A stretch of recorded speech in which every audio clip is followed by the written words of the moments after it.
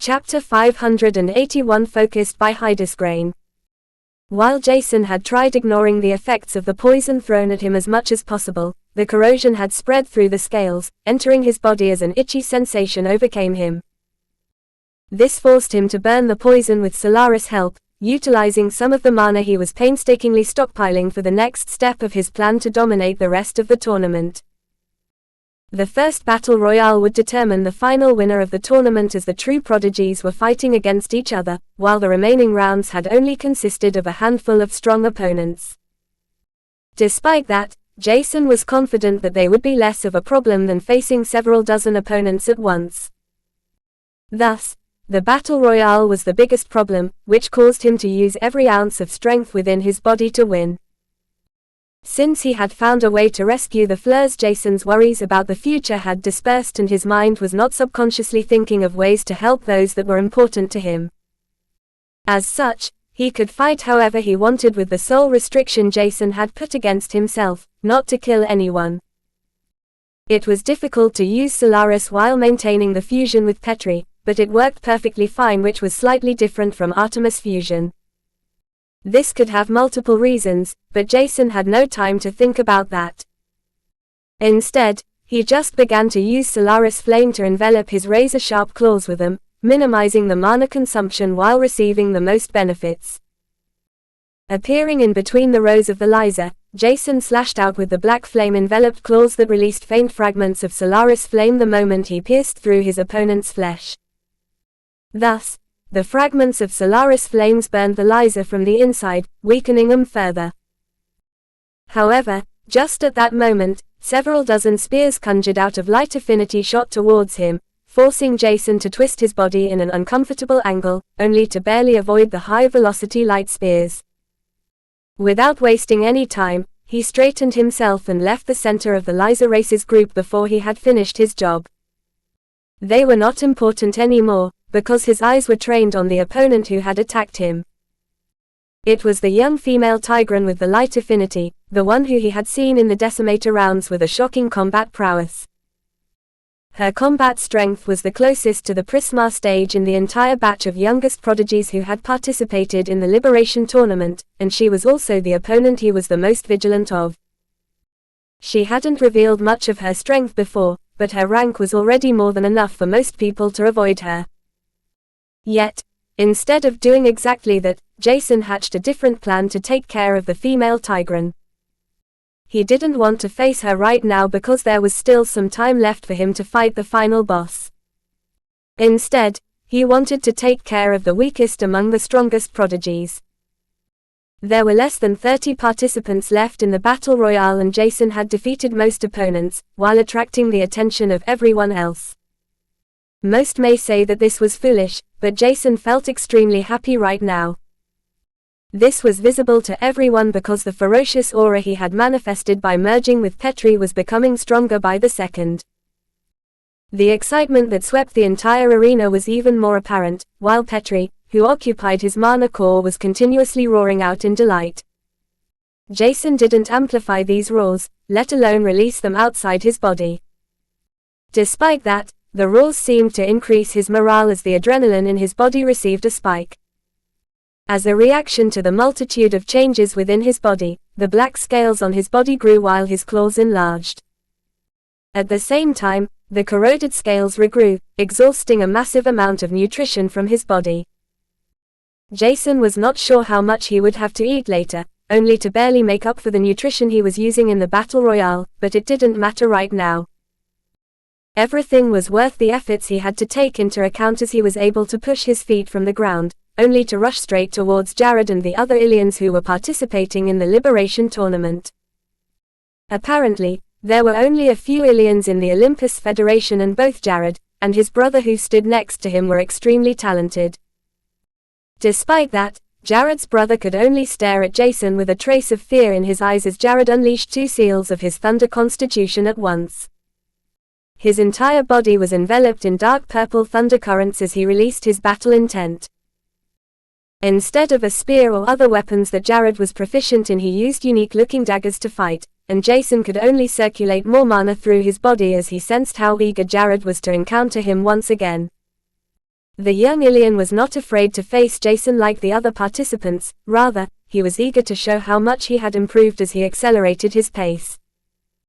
Jared's speed was terrific and at par with Jason's, if not higher, which allowed both of them to collide a moment after they had reached the pinnacle of their speed. While Jared used his daggers to fight, it looked like Jason was about to use his claws once again. He was unable to hold a sword properly after all. Yet, instead of doing what everyone expected, Jason retracted his claws that seemed to vanish, only to reveal a black scaled hand. At the exact same moment, a long black-colored sword manifested in the black scaled hand, that began to glow in a faint silver light as small traces of mana was injected into it. Certain runes were activated that enlarged Bayaka's size as he encountered Jared. When the two opponents collided with each other, both realized how strong the other party had become in the 3 months that had passed since their last battle. Jason's passively released petrification and race-specific weakening curse were still working perfectly fine, but they were almost immune to Jared, who had trained in a rare technique his grandfather had given him after he had been defeated by Jason. It was only then that Jared had found out that Jason had come to his grandfather's shop, which seemed to have caused old Sadran's interest in the young man. Jared didn't really care about any of that because he wanted to become stronger, by all means, to show Jason that he was not someone to be taken lightly. As such, he had trained relentlessly, allowing him to be immune to the petrification curse. The race-specific weakening curse was a different matter because it spread through the target's entire being, before weakening a specific characteristic related to its race. Thus, Jared's thunder affinity was weakened, but the effect was lower than he had expected. If Jared were to know that these were only the subconsciously released curses that didn't even drain any mana from Jason, he would have thrown a fit. However, right now Jared felt exhilarated as he brandished the daggers he wielded towards Jason. Despite being excited to encounter Jared, he couldn't help but stay vigilant of every opponent around him. This allowed him to perceive that the Light Tigran was already gathering mana to initiate another attack, ignoring the fact that Jared and Jason were currently facing off against each other. So, we are behaving like this now. Grumbling didn't help and Jason couldn't help but avoid Jared's first dagger strike while brandishing Byakur to deflect the other dagger's strike too. Only a moment later, Jason used his 5-meter-long tail that whipped in the air before coiling it around Jared's waist. This was extremely painful because the thunder currents spread through the tail, reaching Jason, who could only tolerate it as he threw Jared towards the Light Tigran who had just conjured a multitude of light spears. Thanks to that, he could prevent fighting against Jared while being attacked from the back. Now he only had to face Jared's brother, who was less optimistic in fighting Jason than Jared himself. As such, Jason had fewer problems facing the brother whom he defeated in a few moves. However, at that moment, he sensed that the thread with which his mana core had connected to Petri was loosening, which caused Jason to sigh. It's already over. Chapter 582. Let's end it here. By Hydesgrain.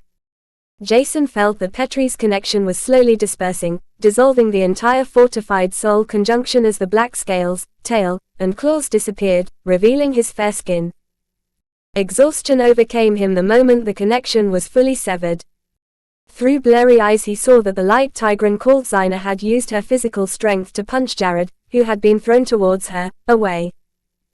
After that, the light spears she had manifested shot towards Jason, who had reverted to his normal appearance. The exhaustion prevented him from reacting immediately, but fortunately enough, he was not alone. Instinctively, Petri and Artemis exchanged their places in occupying Jason's mana core before Artemis forcefully manifested her wings on Jason's back.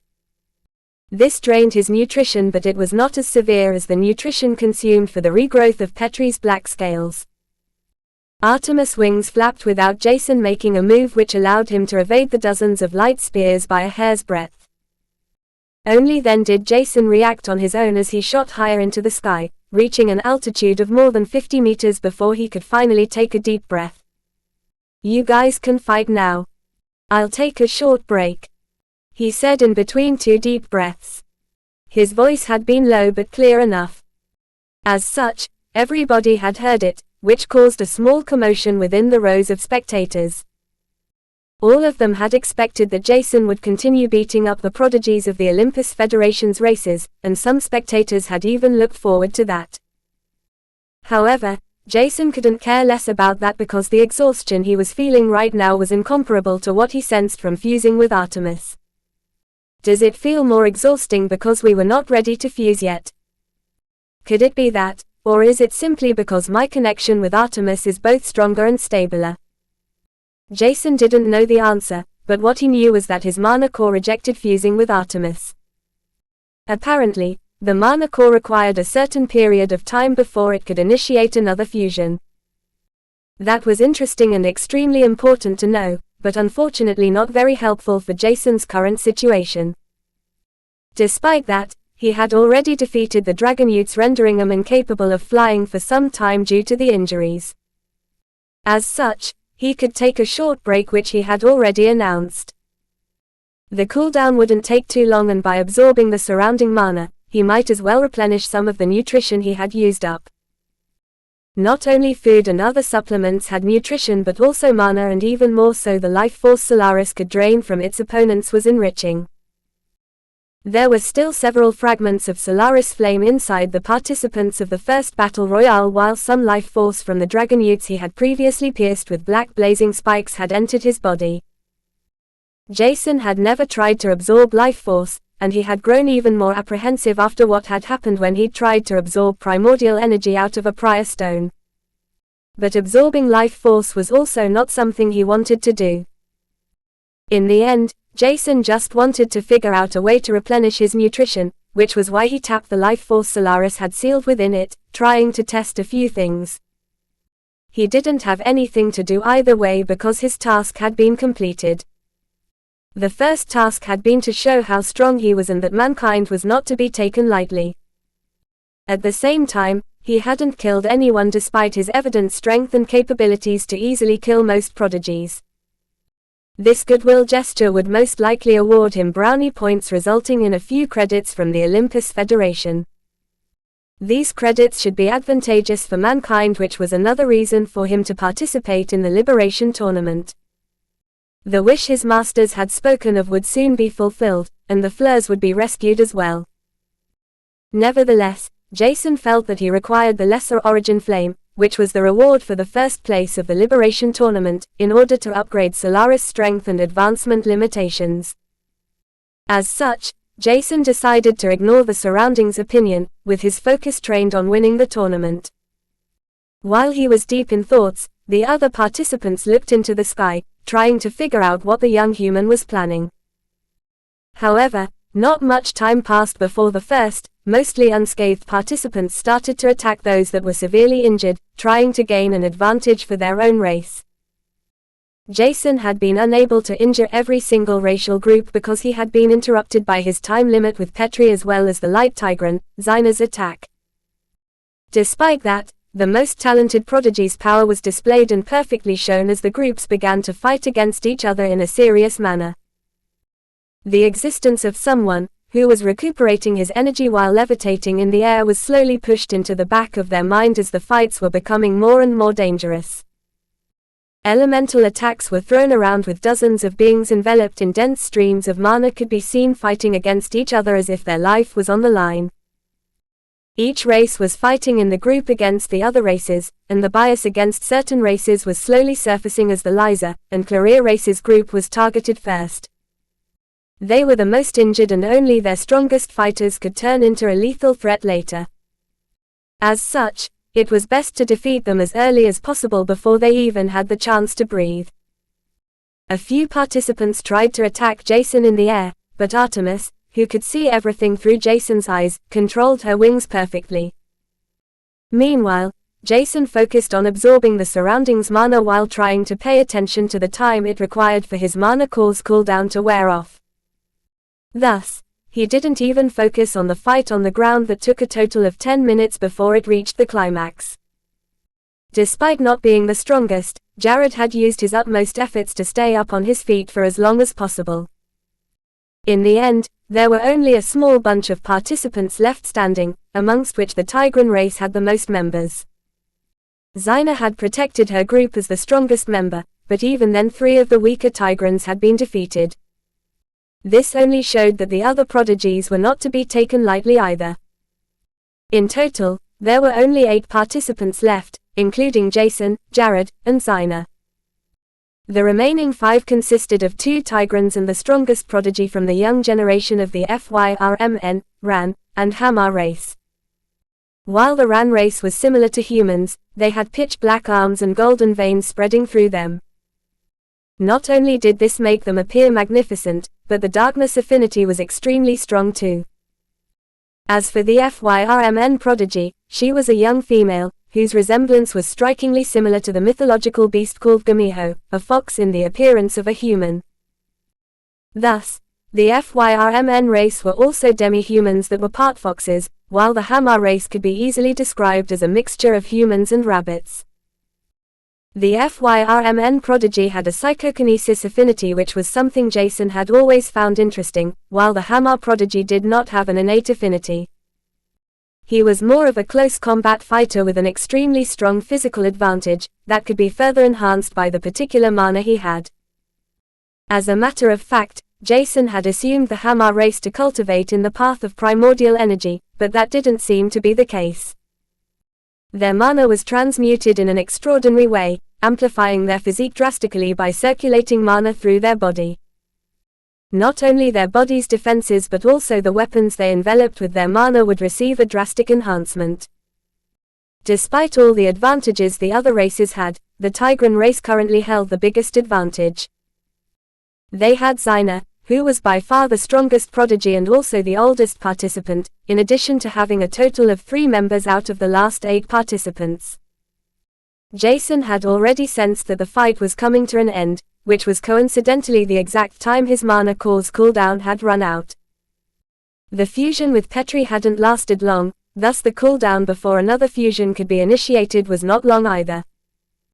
Having fully recuperated his nutrition and mana core that was now overflowing with mana, Jason opened his eyes that were gleaming in a bright golden silverish color while releasing his Celestia aura and stigma. I think it's time to join the fray once again, let's end it here. Chapter 583 Winter is Coming. By Hydesgrain. Taking a deep breath, Jason and Artemis tried to synchronize their emotions, which were easier than expected as both were eager to fight against the 7 remaining participants on the ground. Their excitement had been accumulated throughout the last few minutes in which they had observed the battle royale while evaluating everyone's strength precisely. This was not exactly problematic owing to the Emperor eyes Jason could use to perceive everyone's cultivation base, the unique traits, what kind of affinity they had, and even which cultivation techniques they had practiced in. As such, both he and Artemis were perfectly prepared to join the fray as a faint thread loosened from Jason's mana core, slowly approaching Artemis, who accepted the connection willingly. While they had decided to join the fray, the others had already begun to fight against each other. Weirdly enough, 3 groups seemed to have been formed, which was something Jason hadn't expected. The Tigran was evidently one group, and one would normally suspect that everybody else would make a tacit agreement to deal with the biggest threat first. However, instead of doing so, the Ran, Hamar and FYRMN prodigy formed the second group, leaving Jared alone. The Ilian had to stay vigilant against 2 groups of powerful prodigies at once, which was extremely odd to look at.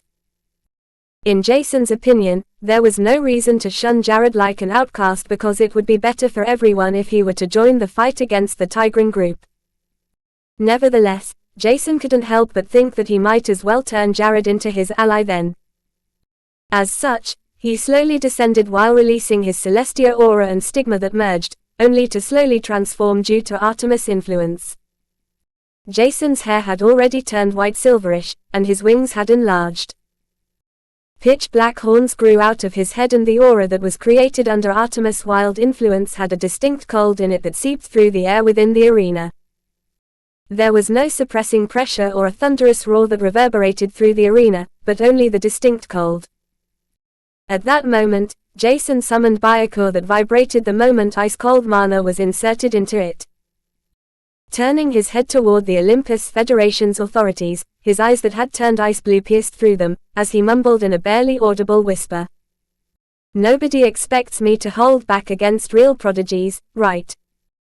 In the end, the ancestors were allowed to intervene, and Jason thought that everyone was fully aware that he couldn't hold back if he were to fight against someone whose combat prowess was above the norms of an ordinary being at the peak of the 10th Lick stage.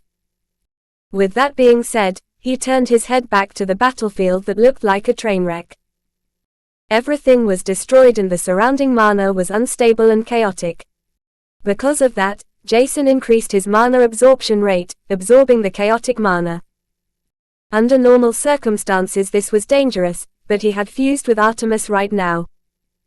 She was not only a mutant but could devour almost everything that consisted of mana. At least that was what Jason had learned during the last few years they had been fighting together. Artemis could eat impure mana cores, mana stones, and even transmuted mana. As such, he followed his primal instincts that were under Artemis' influence as he absorbed the surroundings' mana. His mana core was already overflowing with mana, and Jason simply used it in order to manifest 3 huge, yet highly compressed icicles. Aiming at Xyna's group, he threw the sky blue-colored icicles at them. The icicles shot towards her at a rapid pace, only for her to manifest 3 lances out of light as a counterattack. Yet, the moment she shot the lances towards the icicles, they had already exploded, releasing dense mist, blocking the Tigran's sight from what was happening. Meanwhile, Jason flew towards Jared and had already appeared next to him, who was breathing heavily and bleeding out of several cuts he had sustained. Upon taking a closer look with his Emperor eyes, Jason could tell that his friend was only putting up a show, which caused him to smile. "Are you really sure that you're taking this seriously?" he asked with a smile, only to see that Jared's eyes had turned purple, and glowed brightly. "All right, calm down, I'll take it back," Jason added before he landed in front of him. While approaching Jared, he had subconsciously utilized Artemis' ice affinity that had become much stronger during the last few months. It had further enhanced owing to their fusion that increased every superior trait Jason and Artemis had respectively. As such, the entire mist enveloped the arena, shrouding the spectacle of several hundred small icicles that had freezing characteristics intertwined into it. This was a new property Artemis had comprehended, and Jason had wanted to test it out for quite some time. Unfortunately, he had never found the right opportunity. But now he felt that it was time. After Jason was certain that Jared would team up with him, he turned around, releasing an extreme cold from his body that permeated the surrounding area, freezing the ground as his sky blue eyes gleamed, radiating a distinct blue hue that tightly enveloped the young human. If Jason had already looked less like a human being when he was fused with Petri, he didn't behave like himself while being connected with Artemis either. His demeanor and unique traits seemed to have succumbed to Artemis, and as everybody watched the fight in rapt attention, a few powerhouses from the Olympus Federation noticed something as Whis mumbled. "Does he have the bloodline of a beast in his body?" Everyone knew that mankind was able to bind beasts to their soul owing to the soul world they'd awakened at a young age. However, nobody from the Olympus Federation had truly realized how beneficial such a soul bond can truly be. The amplification of strength was already strong as well as the affinities they inherited, but in the end, one couldn't train those affinities however one wanted, and beasts had a racial limit too. Other than that, there was also the fact that soul worlds that could bind beings at the Prisma stage or higher were not common and already perceived as rare. As such, Jason was not only deemed as an anomaly but even looked at weirdly by Whis, the being who was the most knowledgeable, despite his young age. However, Jason couldn't care less about that, as he and Artemis were in control of several hundred freezing icicles that were slowly unveiled as the mist swept over the entire Colosseum. Suddenly, right at the moment he wanted to release his attack, Artemis transmitted him a thought, which caused him to smile before his expression turned serious once again as he said, "Freeze." With that single word, Jason released a tremendous amount of mana while using his freezing aura to annex the unstable mana in the surrounding, expanding the freezy cold. At the same time, the hundreds of controlled freezing icicles averted their trajectory towards the Tigrans, who had already noticed that something was about to happen. As such, they had entered a defensive stance while exerting the special martial art techniques to protect themselves from the extraordinarily strong attacks. They didn't underestimate Jason even a tiny bit and expected his attacks to be at par with Xyna's strongest possible attack. Despite that, the sight of several hundred icicles that were fired towards them shocked the two Tigrans, while Xyna's eyes gleamed in a bright white glow. "Winter is coming," Jason suddenly mumbled as he looked around and found that his surroundings were completely frozen. The unstable mana around him had turned into ice-transmuted mana that seemed to be under Jason's control. Chapter 584 White Tiger by Hydesgrain. Seeing hundreds of freezing icicles shot towards the three Tigran was a petrifying sight to the spectators, who couldn't stop shivering as their teeth chattered due to the sudden cold. The surrounding temperature had plummeted, but the enthusiasm within the spectators increased as they witnessed how the first battle royale that seemed to have already reached its pinnacle became even more intense. Everyone looked at the group of Tigrans with tense expressions when suddenly a white flash shot out of the higher-ups rows, straight into the arena. An elder of the Tigran reappeared with two prodigies of the Tigran race outside the arena. They were drained of their mana as they had used every single trace of the stored energy within their body to exert the defensive martial art technique. However, even that hadn't been enough, and only Xyna had been able to defend against the onslaught of the massive number of freezing icicles that had filled the entire sky. Despite that, even Xyna's defenses hadn't been strong enough to deflect everything, and her arms were bleeding with faint frost marks spreading over her body. The Tigran elder laid down the two prodigies he had carried out of the arena, only to sigh in relief. "That was close," he blurted out before taking away the strongest prodigies of their race's youngest generation, if one didn't count Xyna. They were brought to the infirmary to prevent their health from deteriorating further. The elder was not a medic and couldn't exactly tell what was going on with the two prodigies of his race, but he was glad that they were still alive. Initially, he assumed that they could easily defend themselves against the onslaught of freezing icicles, but the moment they collided with the thick shield of transmuted mana they had erected, this thought had been shattered. The two young men were bleeding out of several wounds that thankfully didn't look severe. Nevertheless, the freezing icicles, as the name suggested, could freeze them to death, so it was better to let a medic check them. Meanwhile, Jason had already turned away from the Tigrans group as he averted his attention to the other group. At the same time, he spoke with the same serious voice. "Jared, stall Xyna for some time. Her mana is unstable right now, so you won't be defeated immediately." Jason's voice didn't leave any leeway for Jared, who could only look at Jason as if he had turned insane. The moment he heard Jason's words, Jared felt like punching him. However, Jason's attitude showed that he did not request Jared to do what he was told, rather ordered him to follow his instructions. The arrogance and confidence Jason showed made Jared furious, but he had already perceived that Jason's attitude had changed both times he had transformed. However, this time it was a little bit different than before. Right now Jason seemed to be extremely calm and rational, while he had been aggressive and impatient when he had looked like the form of a grand transformed Liza. A Liza, yet stronger, wilder, and majestic, with the demeanor of a king. Because of the difference Jared perceived, he believed that Jason would attack him if he were to disregard his orders. Furthermore, his advice seemed to be correct. Xyna had been hidden by the mist that emerged when the icicles collided with the light shield, which was a special technique the Tigran race had. As such, Jared could only sense her mana fluctuations that were unstable.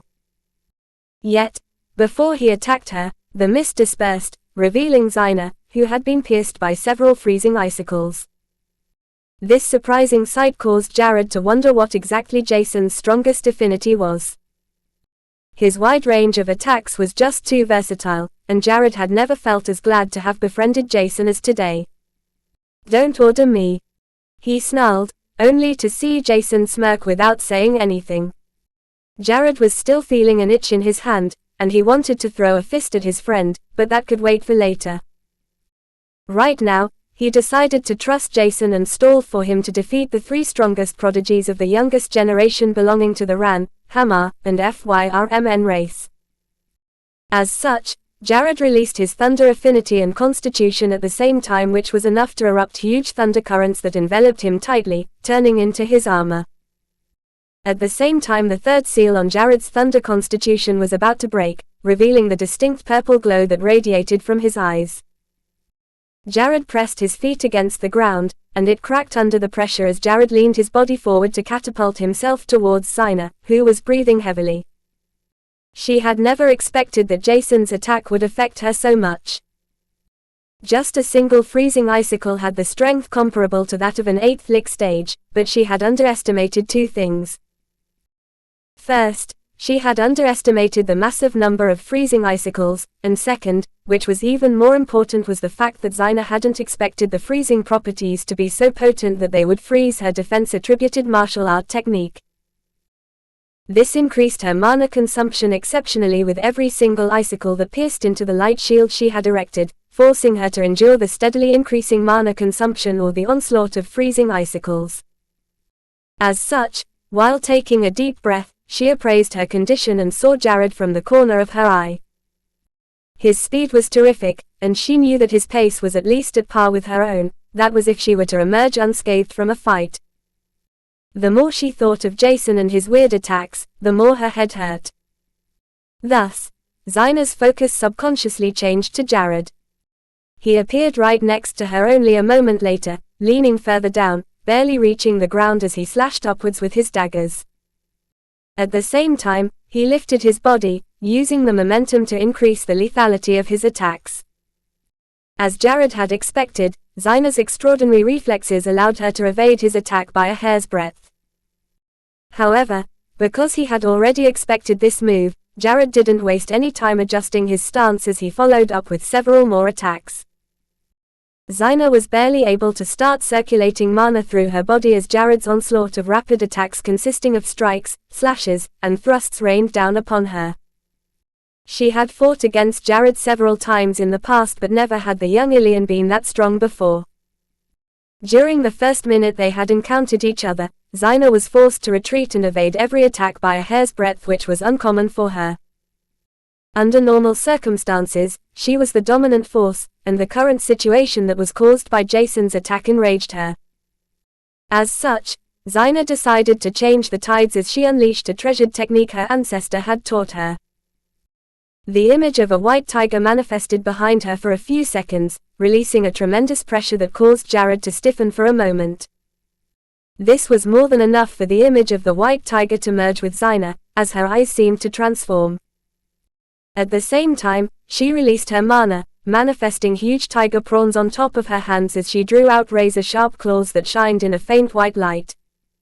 Now we can fight. Chapter 585 Frozen Flame by Hydesgrain.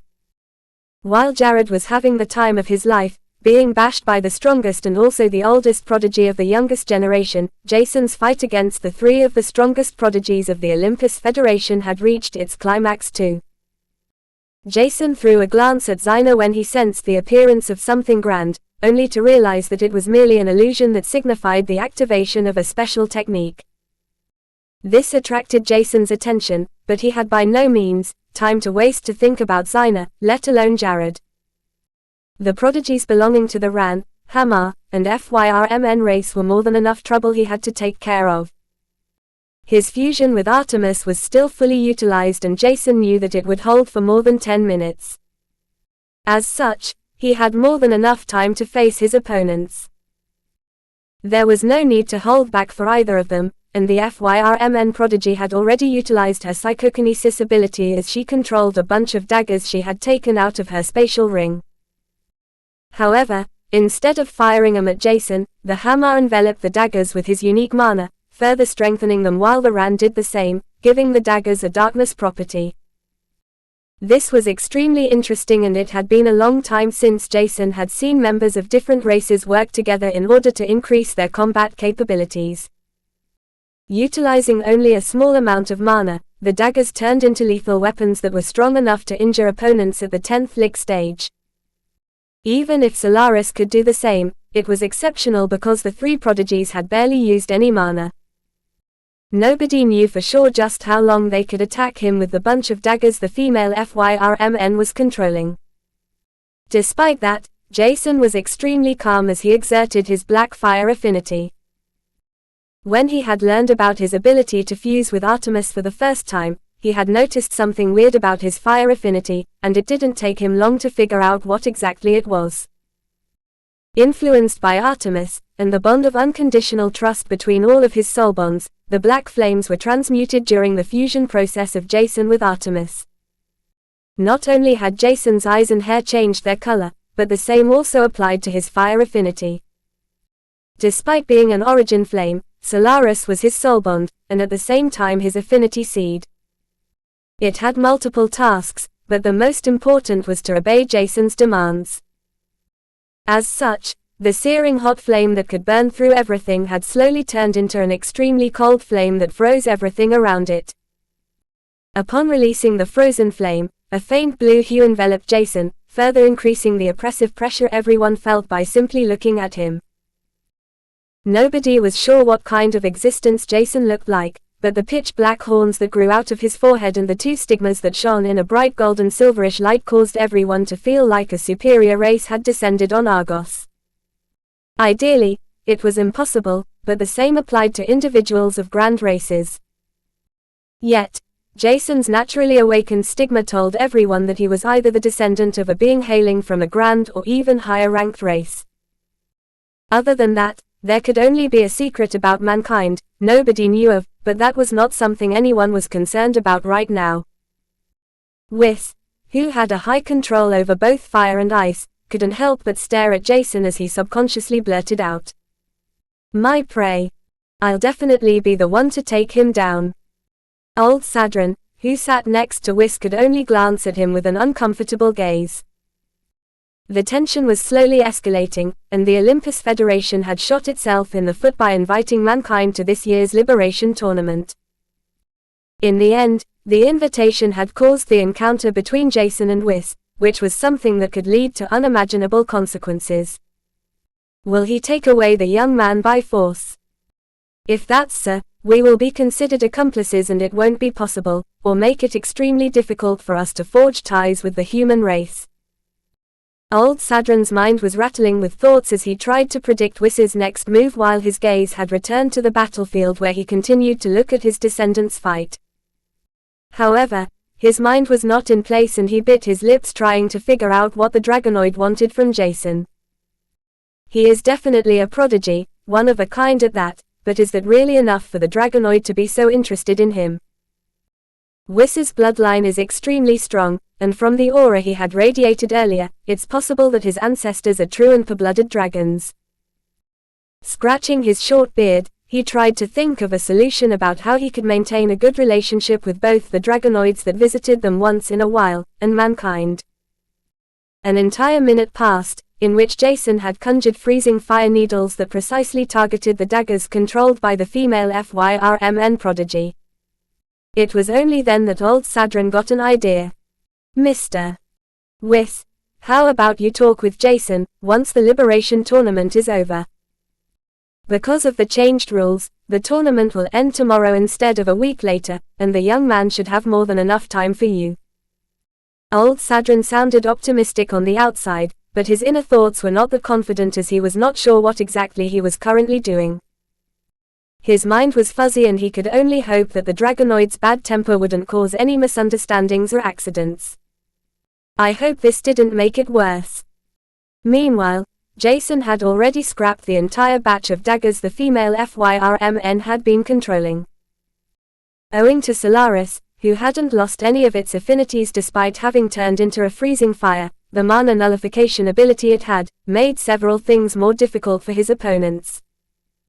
Not only was it extremely difficult to control other objects that were frozen due to the freezing fire needles, but the multiple layers of enhancements were slowly disintegrating too. Jason was still learning all kinds of things about the fusion, let alone the frozen fire affinity that came bundled with Artemis fusion. This learning process was exciting, but Jason also noticed the mana fluctuations vibrating violently behind him, causing a commotion in the spectators. Their attention had been drawn to Jared and Xyna's fight that had turned out to be much more exciting than anyone could have imagined. Initially, Xyna had expected to defeat Jared within a few seconds after activating the White Tiger spiritual descension technique. However, it was much more difficult, which was not only because of her injuries or the freezing cold around and within her. Jared's strength increased consistently, while his eyes seemed to have turned into an incarnation of thunder itself, creating faint currents as his affinity's capacities heightened. This was all due to the third seal that barely weighed on his thunder constitution anymore. He had loosened it lightly, allowing the thunder his body created naturally to escape. Unfortunately, Jared was still unable to control everything perfectly, and he played with fire by unlocking his third seal.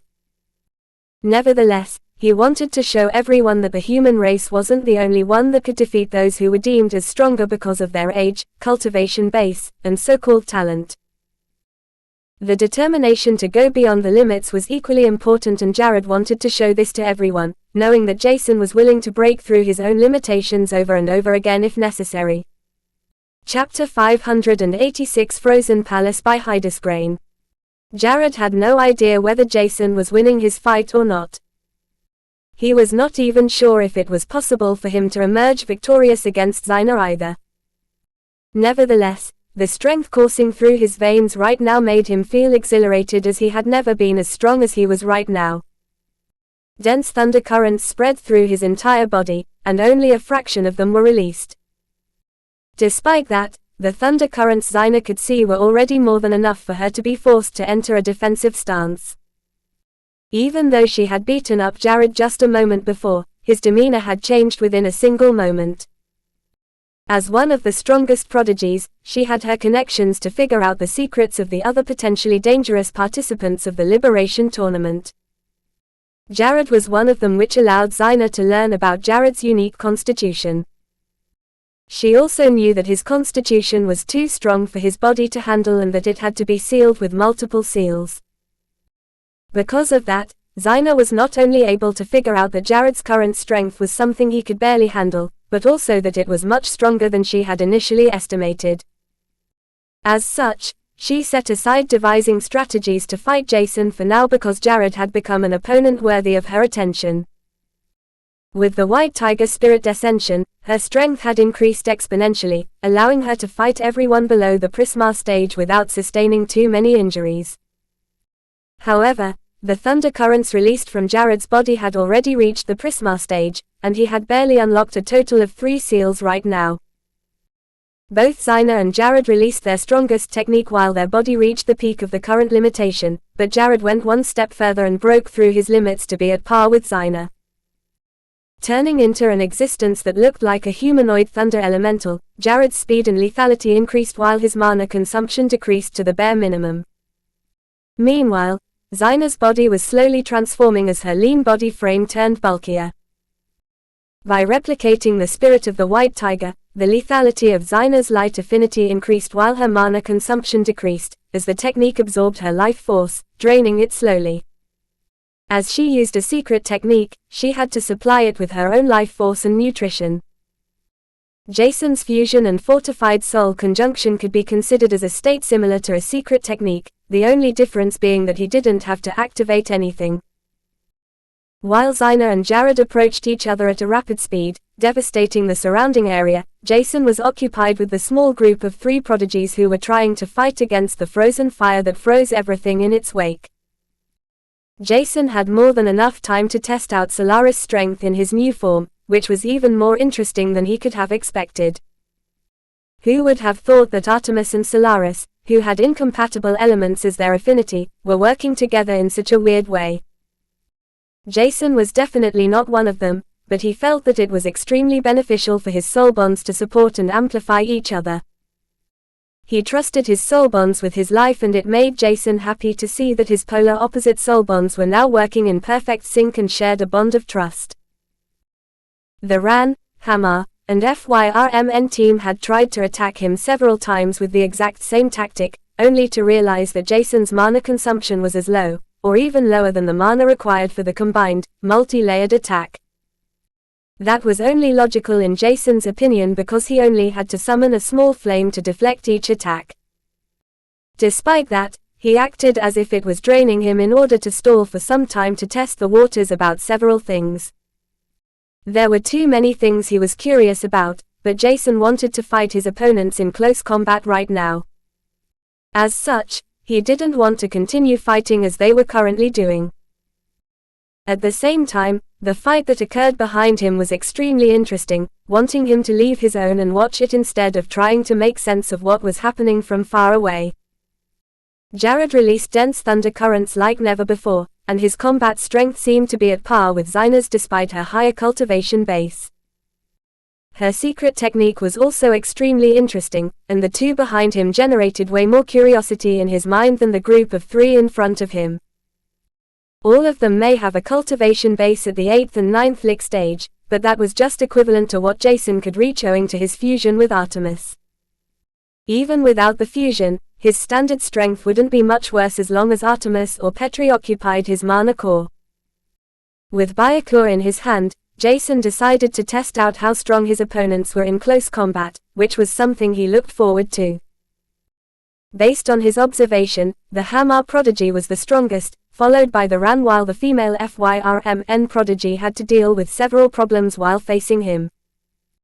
This was mostly because the prodigy of the FYRMN race had tried to manipulate his mind with her affinity, only to notice that Jason was immune to her mind attacks. Until now, mind attacks had never worked on Jason, but that was mostly because of his Emperor eyes that had supported him ceaselessly. They had never really betrayed him in dangerous situations, but Jason knew that he was once again too dependent on his eyes' unique ability. It was the same situation he had been in several years ago, the only difference was that he had learned from the mistake of trusting that his eyes were able to perceive everything, which was not the fact.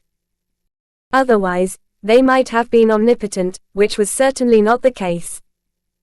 Jared used his unique daggers that increased the lethality of thunder-attributed mana that had been inserted into it. He slashed at Zyna's hands that seemed to take the form of real paws as she deflected them with the razor-sharp claws she had released. Several minutes had already passed since they started fighting and both were worn out, covered in bruises and small cuts that tore open due to the rapid movements they had to make in order to evade their opponent's attack. Zyna had already used up a large amount of mana even before her fight against Jared had begun, and she could only curse at Jason's freezing icicle attack while staring at Jared, who was breathing heavily. Jared's body was aching heavily, and he could barely move, and his only hope was that Zyna was in the same state, worn out and extremely tired. However, this thought drove Jared with the necessary momentum to continue fighting, while it was exactly the same with Zyna, who hoped that Jared would collapse first. At the same time, Jason was full of energy, and his entire mana core was overflowing with mana as his eyes gleamed in excitement. Fighting against the group of three had been extremely exciting, despite his earlier disappointment. Unfortunately, it was almost time for his fusion to end. Recalling the exhaustion that had overcome him after Petri's fusion had been completed, Jason knew that he wouldn't be able to overcome the next wave of exhaustion. Jason was aware of the fact that he wouldn't be able to fight directly afterward. As such, he had to end the first battle royale right now.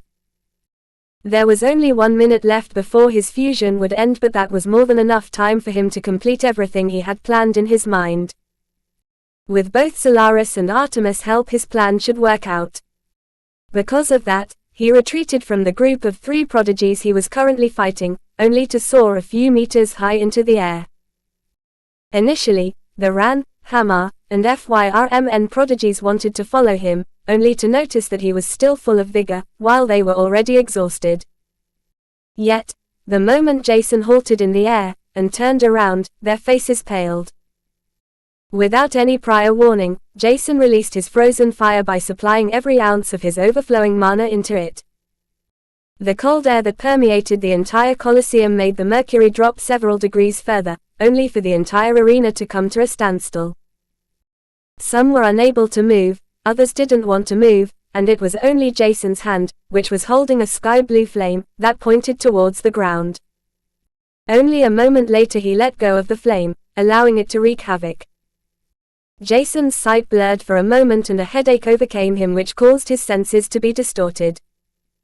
He could only feel the surrounding cold, and the moment he reopened his eyes, the entire arena had turned into a blue palace, a frozen palace. Chapter 587 Eagerness by Hydesgrain. Because everyone had already been exhausted, the participants had been unable to save themselves. It was only due to the elders of the Olympus Federation that they were able to survive the icy cold that permeated the air and seemed to seep through their bones. The elders had saved them from the dangers before anything worse could happen, which was their death. The Grim Reaper had already knocked on the doors and was about to reap their souls, and every single member of the remaining participants knew that they had just escaped death. Just how could he have that much mana left? Xina mumbled in astonishment while gritting her teeth. She had wanted to win the Liberation Tournament by all means in order to show everyone that she was different from her older sister and that she was the strongest prodigy. However, not only Jason, who was extremely young, but from a mysterious race, but also Jared, who was also much younger than her, had been able to fight against her. And that was after Xina had used every single trick up her sleeve. It hurt her pride deeply, and despite knowing that it was already over, she couldn't accept the result. Even after looking at the gigantic frozen palace-like structure Jason had created within a moment, Xina didn't want to acknowledge the truth. Jared felt a similar sting of hurt, but he was able to acknowledge that Jason was stronger than him. Despite honing his skills and growing several times stronger than his earlier form, Jared was still weaker than Jason, whose progress was unparalleled. This was shocking, but it also told Jared that he had yet to unlock his true potential and that the Olympus Federation and Argos were just the tip of the iceberg. They might have had a slower start than others, but it was evident that they had the potential to become someone renowned in the whole wide world as long as they could reach places with enough energy for them to grow stronger. Being restricted by something as simple as the lack of abundant and dense mana was ridiculous, and Jared knew that there were several candidates who wouldn't stay behind on Argos for long. Even the old men of the Olympus Federation were urging the others to leave, to find their own path, and to not be restricted by other races that thought too highly of themselves, because the representatives of other races in the Olympus Federation had been exactly the same, condescending and snobbish. Most of the younger generation didn't know about the entire truth of the Olympus Federation's origin, but every race was eager to let their prodigies grow while giving them possible places of where their ancestors could be. Having been separated due to the World Bridge's restrictions, it was unknown whether the rest of their race had been annihilated, or if they found a place to live, to prosper, to rebuild their combat strength in order to fight back. As such, the older authorities could only give the best to provide cultivation resources and every little help they could in order to allow the descendants to grow and regain their race's honor. However, in the end, Jason, someone from a newly emerged race, called human, had defeated every single one of the carefully nurtured prodigies of the youngest generation, shattering their prideful egos made of brittle glass. Yet, instead of feeling angry or hurt, everyone's gaze that was fixated on the young man who slowly descended to the ground of the arena was filled with reverence and excitement. If the human race has only a few individuals of similar caliber, we might be able to fight back much sooner than expected. The Olympus Federation knew about the world bridges all around Canir and the archipelago. As such, they were also fully aware that there was not a single similar world bridge that would lead them to a cultivation paradise similar to the Broken World. For others, it wouldn't be a paradise to cultivate, but for everyone living on Argos, it certainly was. Because of that though, the Olympus Federation authorities' attention was slowly drawn towards the other humans that were called God's children. Unfortunately, their expression made it look as if they were even more shocked about everything that had happened due to Jason, than the authorities themselves were. This caused their initial excitement to die down a little bit as one of the Dragonute elders said. If the God's children are even half as strong as the halfling, we should definitely form an alliance with them, their resources are not even half as much as ours after all. It was the voice of the same female elder Dragonute, who had rescued her granddaughter from being burned alive by Jason's golden-eyed black flame dragon replica. She didn't seem to hold any resentment towards Jason, who had almost killed her daughter, but instead, she could only look at the young man and the God's children as if they were a huge opportunity for the Olympus Federation. The others felt similar, and it was the first instance in a very long time that their opinion had been the exact same. Meanwhile, Whis had never looked away from Jason, and it was only when the fight stopped that he stood up from his chair. Floating through the air, Jason looked like a flash of lightning, and his appearance was only noticeable when he appeared right in front of Jared, whose transformation had already reverted back to reveal his usual self. His stigma was barely glowing, and it was evident how exhausted the young man was. "Not bad, brat, not bad," Whis said with a small smirk as he released his crimson fire that devoured the frozen palace in no time. The temperature that had gone down rapidly spiked like crazy, leading to the formation of cracks in the Colosseum due to the temperature's sudden change. Picking up Jason, who barely realized what was going on, Whis took him to the small space that was designated to the human powerhouses, whom the dragon simply ignored. Merle was still staring at Jason in shock and confusion, and it took him a second to register his faint mana fluctuations and his severe exhaustion. As such, he instinctively took out several potions which he wanted to give Jason, only to hear the robed man who'd brought Jason to them saying something in the universal language. His voice sounded rough, and out of the corner of his eye, Merle could only see the serpent-like pupils that glared at him with killing intent. This caused Merle to stiffen for a moment, only to sag in relief when he saw Whis take out a transparent vial with purple-colored liquid from his spatial ring.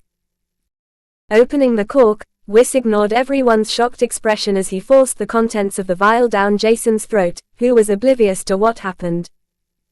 A moment later, Jason felt the surge of an enormous amount of mana and energy spreading through his entire body, re-energizing him. Opening his eyes, he could only see Wiss's arms holding his shoulder as the dragon said, "Brat, let's talk after the tournament." Jason was still extremely exhausted, but the bone-weary exhaustion seemed to have been replaced by tiredness that was no different than what one would feel from not having slept for a few weeks. "Just what kind of potion did he give me?" The human powerhouses were staring at the transparent vial in all that had still one drop of liquid left within it. Looking at it, his emperor eyes allowed Jason to realize that the potion was not even remotely comparable to the potions concocted by anyone on Argos, or even the professional alchemists inside the Broken World. As such, driven by his interest, Jason answered Whis with a clear voice that didn't show a trace of hesitation. "Yes, let's talk." This caused Wiss's smirk to widen, only to hear Jason adding another sentence to his clear answer. "But once I obtain the Lesser Origin Flame, I will have to travel through Argos to solve certain problems, so we might have to talk directly after the tournament before I'll get my reward, and now I'm too sleepy." Chapter 588 Lost Lover by Hydesgrain. Who the hell does this youth think he is? I'm a dragon, hello. Whis had never felt so humiliated, but he had gulped down his anger and agreed to let Jason sleep for the time being. Frustrated, he just mimicked Jason's tired expression in his head. "After the tournament, but before I get my reward, he knows that I'm a dragon and much stronger than him, but he doesn't really seem to care about a dragon's temper. What's wrong with this lad?" Whis had already forgotten that he was less than 2 years older than Jason because he categorized everyone according to their cultivation base and combat strength. Thus, he felt as if he was much older than the young man whom he had given a high-graded potion so as to enable the drowsy Jason to talk to him. And that brat had gone ahead and preferred to sleep anyways. The dragon only shook his head, after Jason had given his answer, and closed his eyes to enter a deep slumber. This allowed his body to replenish the used-up energy at a rapid pace, which was mostly owing to the potion Whis had given him. Letting go of Jason, Whis stepped aside as he slumped to the ground, without waking up despite the fall. Merle Arths picked up Jason while looking at Whisson, who sighed deeply before disappearing. "I will definitely lecture this lad once the tournament is over," Whis told himself before recalling everything Jason had been able to comprehend and do during the last few days. The tournament had only started a short while ago, but the young halfling had surprised him over and over again. Maybe I'll just lecture him if I don't like the results of our talk. The anger that had sparked within him owing to his hurt pride had died down as fast as it had flared, allowing Whis to calm down. He might be a fiery dragon, but his mother's heritage of a dragonoid with a high true ice dragon bloodline allowed him to stay level-headed when necessary. Otherwise, Whis would have already destroyed the Colosseum, if not Janor in its entirety. Fortunately, this didn't happen, and he returned to his seat as if nothing had happened. Meanwhile, Jacen continued to sleep soundly, which caused him to miss the remaining battle royales. They might have been less exciting to the spectators than the first battle royale, but it was still interesting enough for the Olympus Federation's authorities. Their talent is lower than the halflings, but the fact that they were able to face the Federation's prodigies with less than half of our resources speaks volumes about their soul awakening, right? It was the representative of the Olympus Federation who said this, and the other authorities agreed in unison once again, as the elder of the Claria race remarked. Now the biggest question is whether we want the human race to merge with the Olympus Federation, or if we want a treaty and support agreement.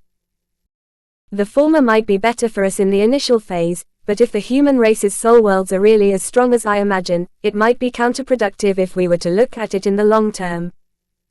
It could very well morph into another era of suppression.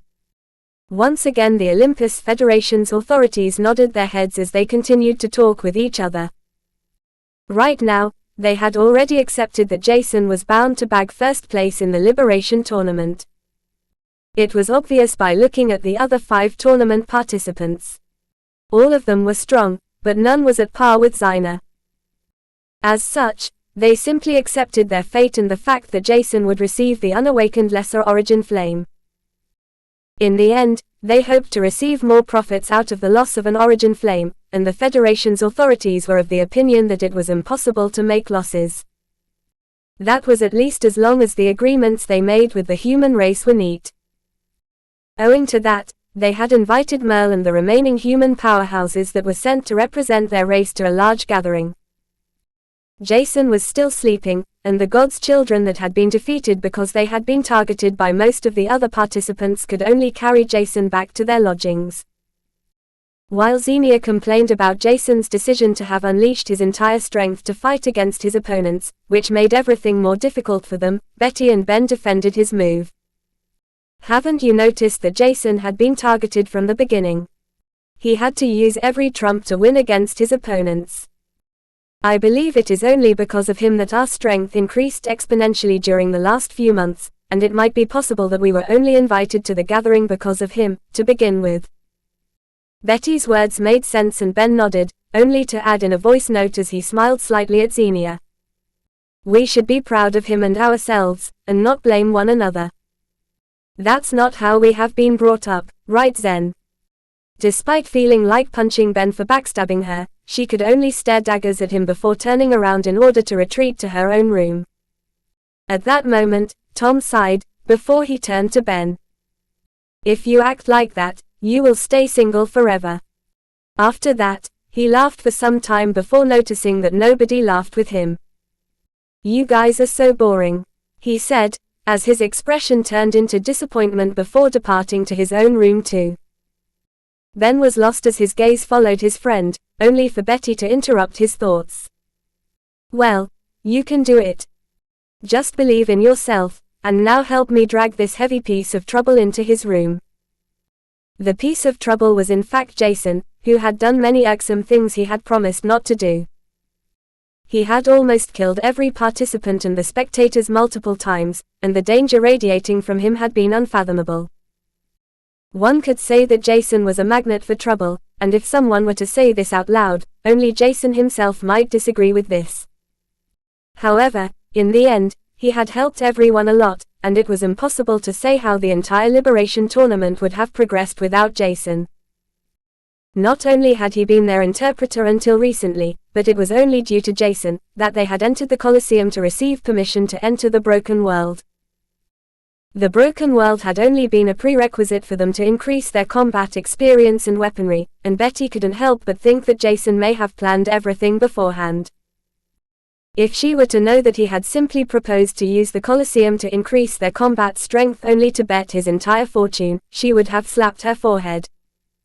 Fortunately, she didn't know that and left Jason's room with Ben after they had thrown him into the bed. The final battle of the Liberation Tournament would be the day after, but only the oblivious and ignorant didn't know who was going to be the final winner. Betty and the other gods' children would rather fight against a bunch of prodigies from the Olympus Federation, instead of Jason after he utilized his fusion with Artemis. Even without the fusion, he was frightening enough, and his combat prowess was on a completely different level than what they had sensed from those who had overwhelmed them with their numbers. They would bet their life on Jason's win if need be. This was the level of confidence they had in his victory. Chapter 589 Offer by Hydesgrain. Jason didn't know how much time had passed since he'd fallen into a deep slumber. The last words he recalled were him agreeing to talk with Whis after the tournament was over. However, that was easier said than done because the bulk of information thrown at him the moment he left his room was enormous. While Merle told him to act as an interpreter so that they could set up a proper contract without anyone being able to deceive them, Betty and Ben bombarded him with other information about the tournament. Apparently, the rewards would be given out right after the final winner was decided, followed by a banquet, and the signature process of the ceremonial peace treaty would conclude the event. Only then did Jason realize how logical it was for him to tell Whis that they should talk to each other during the time frame that was somewhere between the end of the Liberation Tournament and the start of the celebration process where he would receive the reward. This made everything even worse because Jason wanted to leave the human embassy the moment everything was concluded in order to rescue the Fleurs. Whis will definitely kill me. Shaking his head, Jason muttered to himself while trying to think of a solution. Unsure of what to do, Jason decided to advance straightforwardly instead of hiding somewhere. Wearing simple clothes that could be used for formal procedures, Jason rushed out of the training hall towards the Federation's official building complex for guests. The human embassy had rejected staying there because Jason and the gods' children had to train in the training hall before the Liberation Tournament had started, and now they didn't want to move to the official building because they were comfortable in the lodging of the training hall. Despite that, Jason was able to make his way through the guards in front of the building complex he wanted to enter. Everyone knew of Jason and that he was an official guest of the Olympus Federation. As such, there was no need for anyone to block him. Thanks to the Emperor Eyes, Jason could immediately tell where Whis was. Thus, using the elevator, he reached the highest floor in no time before he knocked on the door to the dragon's room. "Who's there?" Whis asked, knowing that it was the young man whose mana fluctuation he had sensed the moment Jason had passed the guards. "I doubt you know my name, so why are you even asking?" Jason countered, knowing that most of the Olympus Federation knew that his first name was Jason. However, saying that Jason is here wouldn't make a difference, be like saying any name because there were simply too many with the same name. Whis smiled lightly before he opened the door. "It looks like you've already forgotten that you introduced yourself to me, Jason Stellar." This caused Jason to just stare at him as he tried to recall their discussion, only to remember that Whis was right. "Oh. My bad." Acknowledging his fault, Jason felt only embarrassed for a moment before he entered the room. "I found the solution to overwhelm an enslaving soul pact. Thanks for your help." Whis might not have found the solution by himself, but he had helped Jason to find it out. As such, he was thankful for the dragon's help. Hearing him speak confidently piqued the dragon's curiosity, hence he asked Jason straightforwardly. "So what did you do with your soul world to terminate an enslavement soul pact?"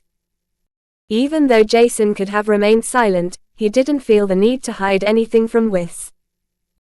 If the dragon were to make a soul pact with someone, even Jason was not sure whether his soul world was strong enough to overwhelm the strength of a true dragon's soul. At least not now, and Jason had already considered the fact that Whis was not a pure-blooded dragon too. Whether this was an advantage or not was something Jason didn't know, but he was the last one to discriminate against someone because of their bloodline. After he had explained to Whis everything about how it was possible for him to destroy a soul pact, the dragon turned quiet for some time, only to say, "That's a pretty crude and inefficient way, but as long as it works for you, I guess it's fine. But don't expect it to work every single time, let alone after you leave Argos. What you're currently doing is playing with fire, and not something someone at the lick stage should do, to begin with." Jason nodded his head without any angry retort because he was fully aware of this. Despite lecturing Jason, Whis was intrigued that the young man had found a way to terminate a soul pact so easily. There was no need for him to use a technique at all, and one could say that Jason used the supremacy of his soul to overwhelm the enslaved being before forcing it to expel and disintegrate the soul pact. If Whis were to tell this to his master, she would probably look at him as if he had gone insane during the time he'd spent on Argos.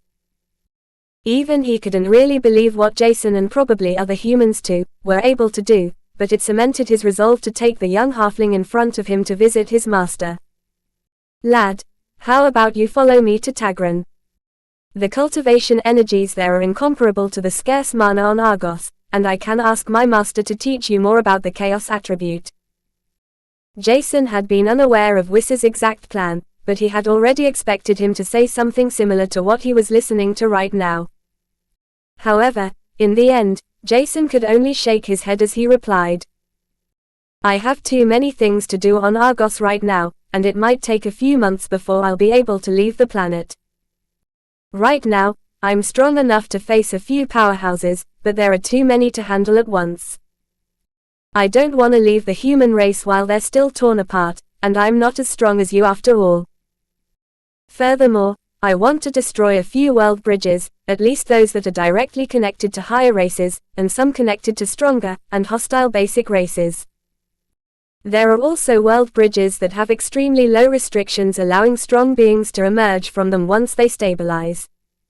Those have to be destroyed too. These two steps will take a little bit of effort and time, so I cannot just leave. Please don't try to force me, because it won't do either of us any good.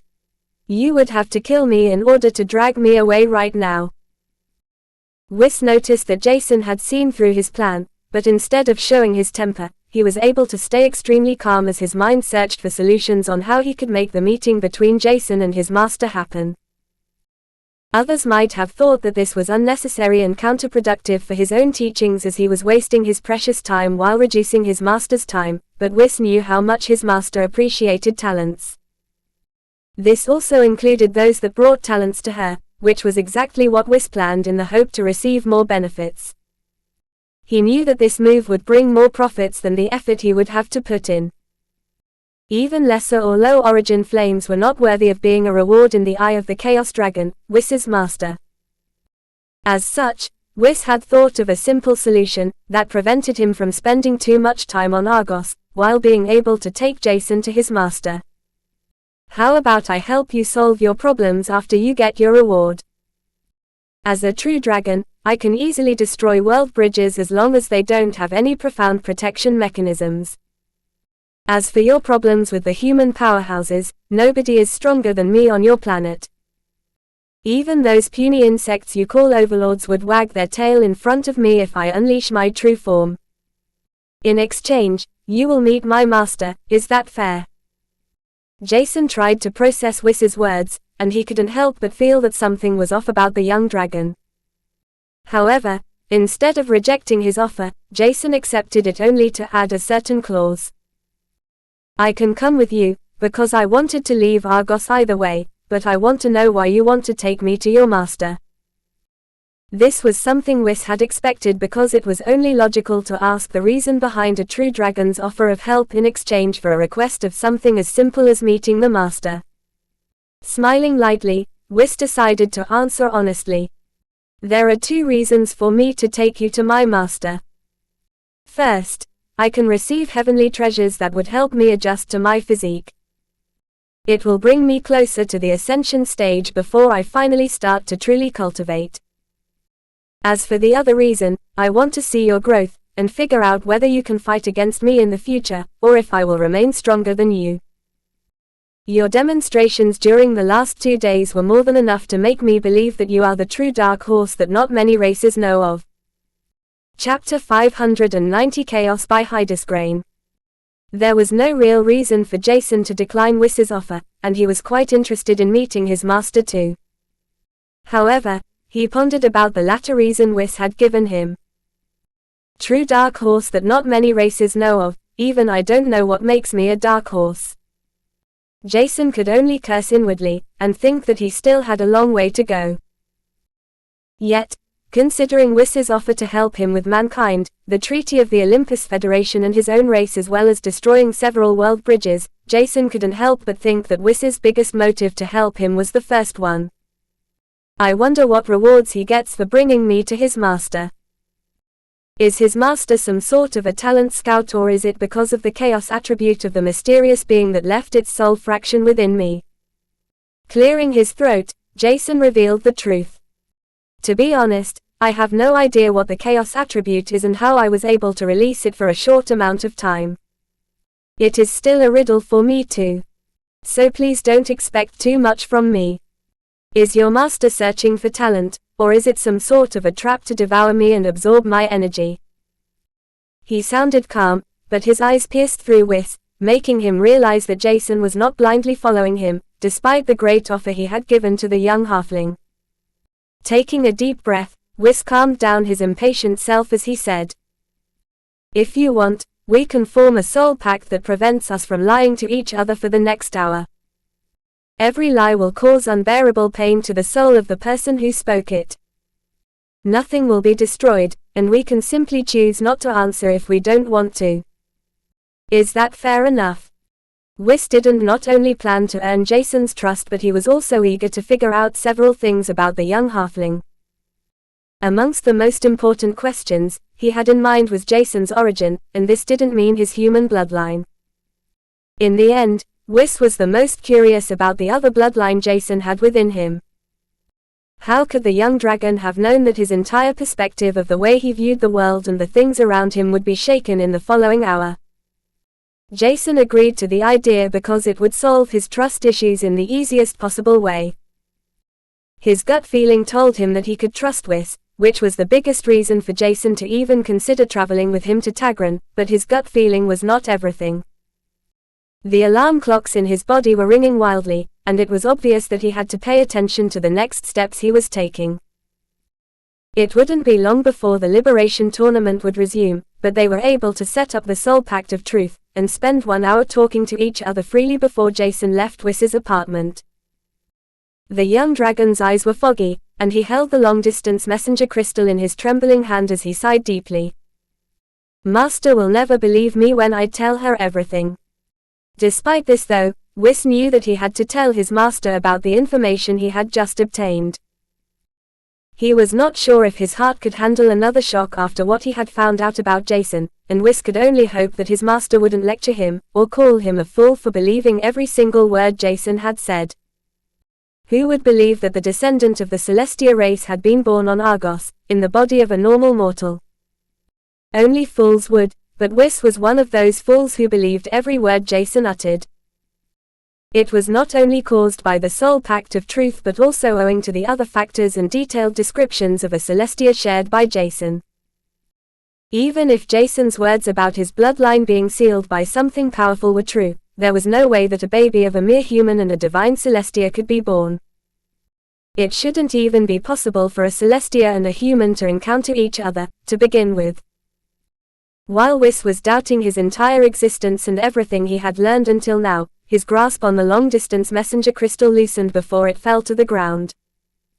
Was Master correct when she said that the chaos within the universe is increasing? But that can't be because of Jason only, right? Wiss was just blurting out things he could recall from his master's teachings while trying to make sense of everything. It was only half an hour after Jason had left his apartment that Wiss regained his senses once again. Picking up the long-distance messenger crystal that had only 2 uses left, he decided that the information he had procured was of extraordinary importance. After being contacted for the second time in a short period, the Chaos Dragon couldn't help but wonder what was going on with her youngest disciple. Even if the young halfling is interesting, with Wiss's intellect and pride, it shouldn't be necessary to call me again. Her thoughts were logical, but never could she have imagined the first words her talented disciple said next. Liea, the halfling I was talking about, is a fucking Celestia. The last two words that left Wiss's mouth were filled with every possible emotion he could have inserted in them, emotions that he had accumulated throughout the last half an hour. He was not even sure how he should feel right now, and the young dragon only knew that his commentary about seeing who will be stronger was rendered insignificant. Even if he was a true dragon, his bloodline was not pure, and the existence he had challenged was not a mere human with the bloodline of a grand or superior race, but the Celestia race. Goosebumps sprang upon his entire body as he waited for his master and the Chaos Dragon, Liea's answer. However, even after a minute passed, there was no answer from her. Wiss was beginning to feel restless when he heard a surprised whisper. Are you sure? Initially, Wiss was not sure what to answer, but in the end, he decided to reveal all the thoughts that were on his mind. I'm afraid that he is not lying. We made a soul pact of truth, and even if it's possible to find loopholes to prevent sharing the entire truth, Jason didn't hesitate to answer even the most complex questions I asked. At least, if he knew the answers, he didn't hold back. His description of the Celestia race's beings was extremely detailed too. It might as well be more detailed than the description of the Celestia race in the ancient tomes, but that's not even the weirdest part. Liea, the Chaos Dragon, had already disregarded the fact that Wiss had called her through the emergency messenger crystal that was supposed to only be used in life-threatening situations. Intrigued, she asked her disciple, "What is the weirdest part?" Since she, the Chaos Dragon, was born in the increasing chaos of the universe, many things had changed. This may be an ill-founded assumption, but the fluctuating chaos had started to intensify for more than a century.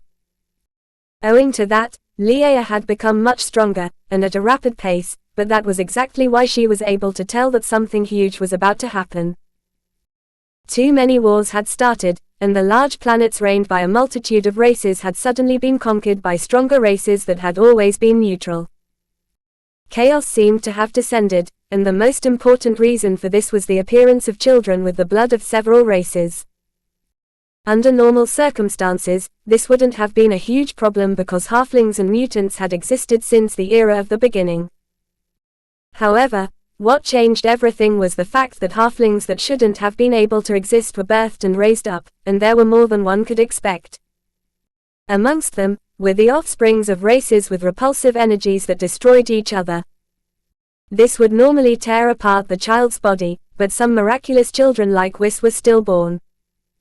He was the child of a true fire dragon and a dragonoid with a high true ice dragon bloodline. As such, he should have never been able to survive his birth, let alone childhood, but against all odds he did. Yet, this was only because of Liea's ceaseless efforts to provide him with the best support and care she could bestow. Existences like Wiss were rare, but their strength was unfathomable and incomparable to that of their parents. The very same reason had made races ranked with higher mana to try procreating with other strong races in order to give birth to halflings. This included even the ancient races that wanted to fight against the supremacy of the primordial races that noticed this behavior. In the end, it didn't work out as planned and the majority of offsprings were stillborns, with the chances of a healthy halfling being born decreasing with the strength of a race. The stronger the race, the lower were the chances. The torment energies within the unborn offspring were just too strong, and only a few miraculous halflings were born in the rows of the higher-ranked races, bringing forth even more chaos. Yet, Wiss wanted to tell her that there was something even weirder than the birth of Jason, a halfling from a race that had yet to reach the threshold to be called common race, and a Celestia. Was that even possible?